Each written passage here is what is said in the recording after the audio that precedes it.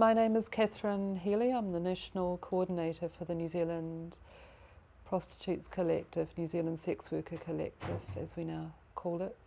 We started in the 80s. We were sex workers and we believed that we needed a sex worker-led organisation to support other sex workers. We felt there was a great injustice.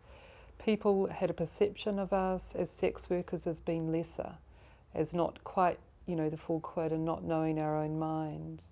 And also there was a perception that sex workers wanted to be rescued from this horrible work. And many of us who were sex workers at that time of founding this organisation felt very comfortable about our sex work.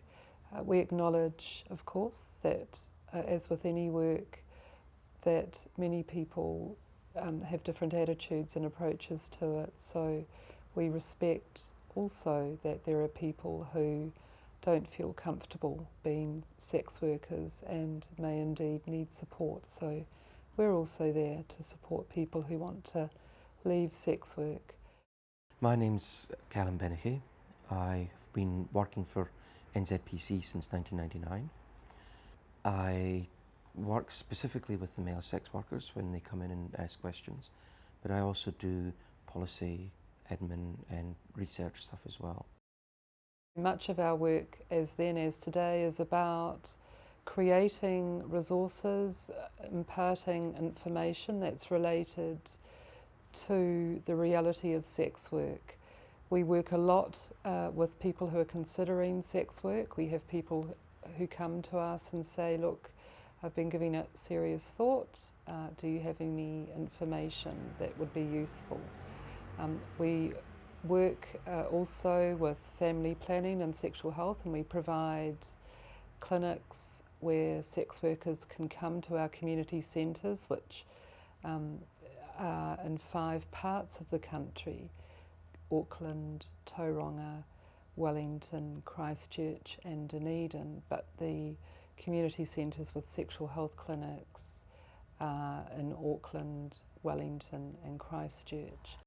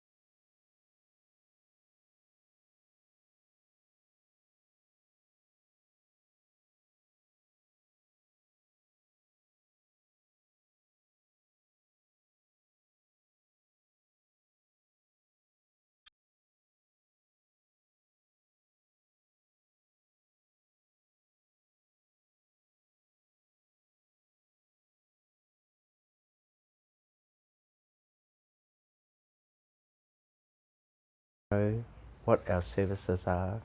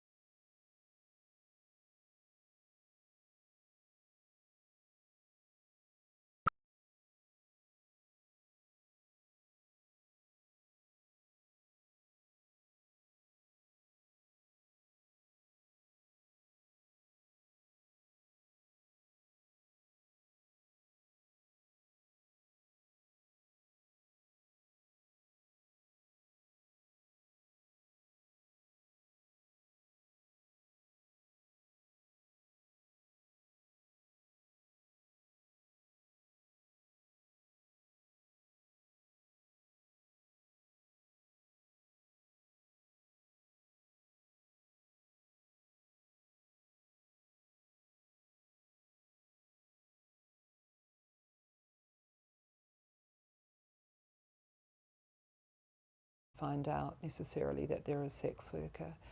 We're Also here we can provide peer counselling, peer support.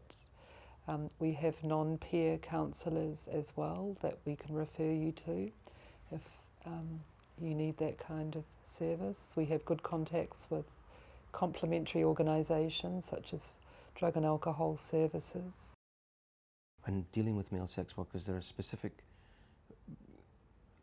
things that affect them in different ways than they affect female sex workers. One of the ways is that quite often there's not a place for men to work from. There isn't a brothel or an agency that they can work from, and they quite often have to work by themselves. So they may need someone who they can contact when they're going out on a job. Hey, look, I've got a job, it's going to last this long, I'm going to be at this address, and things. So they, just as added security. Some will use that, will ask me to provide that for them, and that's just a service that we provide just to make sure that people are going to be safe when they're going out on jobs. Transgender street-based sex workers, these are the most vulnerable of the different sectors within the sex industry because they're out in the public. I worked before the law changed, and it was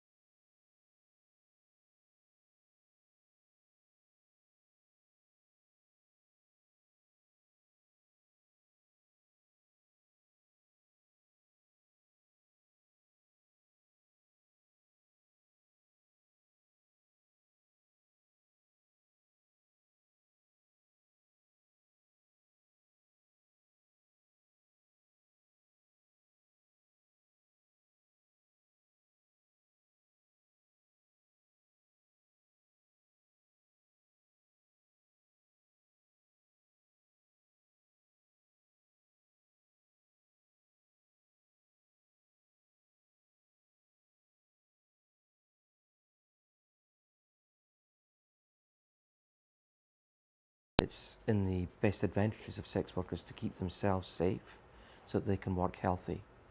Because if you get sick when you are working as a sex worker, that's lost income. You don't get sick leave. So you've got to make sure that you are able to work without too much of a break. We felt it was really important at the time when we established in the 80s to challenge the stigma and discrimination, and importantly the hostile laws that were around in New Zealand at that time. You may know that New Zealand decriminalised sex work in 2003, which meant that you can now actually operate a brothel. Prior to that law being repealed and decriminalised, it was an offence, it was a criminal offence, and you could be sent to jail for up to 5 years. Also, as a sex worker back then, we used to be arrested for asking for money for sex, which was a crime, an offence, sorry, it was an offence, and it was called soliciting. So that was decriminalised. And also living on the earnings was a serious crime, and you could be sent to prison for that as well. But since the law changed, it became totally different. It was like, oh gosh, about time. So there were so many positive things that came with the law change. There was no longer a police register in terms of access to the justice system. You know, if you were assaulted now, you could call the police. You didn't do that before the law changed because you didn't trust the police. And I don't think they really worried about you. Well, that, in the mind of a sex worker, it's like, well, what's the use? What I'm doing is illegal, so you're not going to help me anyway. now that the law has changed, that girls are able to work without the fear of arrest by the police. It's like the relationship between sex workers and the police. It's so much better.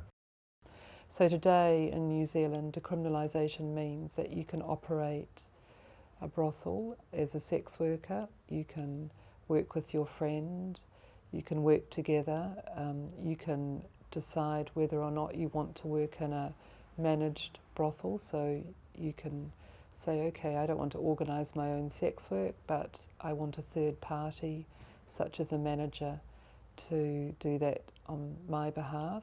So you can enter into contractual relationships. You can also know that you've got labour rights, you can contest injustice. So if you think that you're being screwed over in the context of your work or any other context, you can challenge and say, look, I'm a sex worker, I've got rights, I am entitled to occupational safety and health, I don't have to put up with shivering in a brothel, that's 10 degrees in winter. I can call or contact, the labour, occupational safety and health officials. I don't have to put up with being pushed around and told I have to provide any sex act. I have the right to say no, and that's supported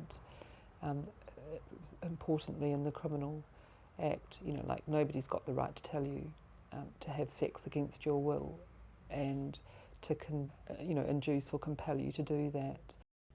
We talk to male sex workers about their rights as sex workers, the right to refuse clients if they feel they need to, the right to say no to a boss if they are working for a boss, and ways of saying no to clients.